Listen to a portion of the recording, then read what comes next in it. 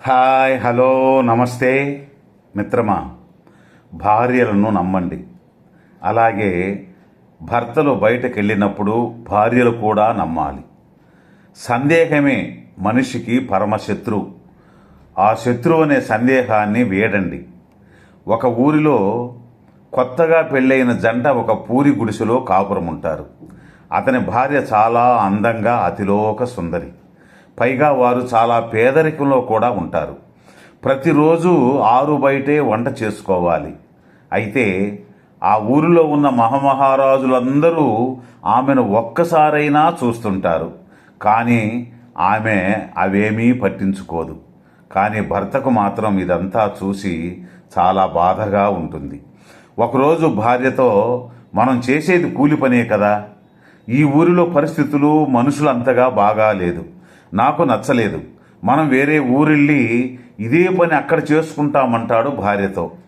ఆమె భర్తను గౌరవించే భార్య కాబట్టి సరే అని ఉన్న పళంగా సామాన్లన్నీ సర్ది ఒక ఎద్దుల బండిలో వేసుకుంటారు.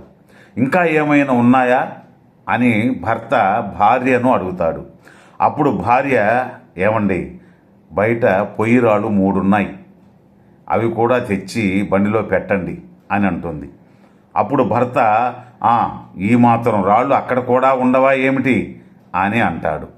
అప్పుడు భార్య, మరి ఈ మాత్రం అందమైన స్త్రీలను చూసే మగవాళ్ళు ఆ ఊళ్ళో కూడా ఉంటారు కదండి అని. ఏమండి, భార్యాభర్తల మధ్య ఉండాల్సింది అనుమానం కాదు, ఒకరి మీద ఒకరికి నమ్మకం అని చెప్తుంది. భార్య మాటలను విన్న భర్త అన్నీ సామాన్లు దించి అదే ఊరిలో ఉండటానికి సిద్ధపడతాడు. మిత్రమా, ఒక్క విషయం, భార్యాభర్తల బంధం నమ్మకంతో ఉండాలి. ఒకరి పట్ల ఒకరికి గౌరవం ఉండాలి, ప్రేమ అభిమానం ఉండాలి. అనుమానంతో చేసే కాపురం నిత్య నరకంగా ఉంటుంది.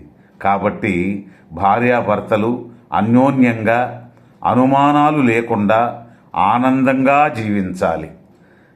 మరలా రేపు కలుసుకుందాం ఒక మంచి వీడియోతో. జై హింద్. ఈ వీడియో నచ్చితే లైక్ చేసి షేర్ చేయండి. Thank you very much.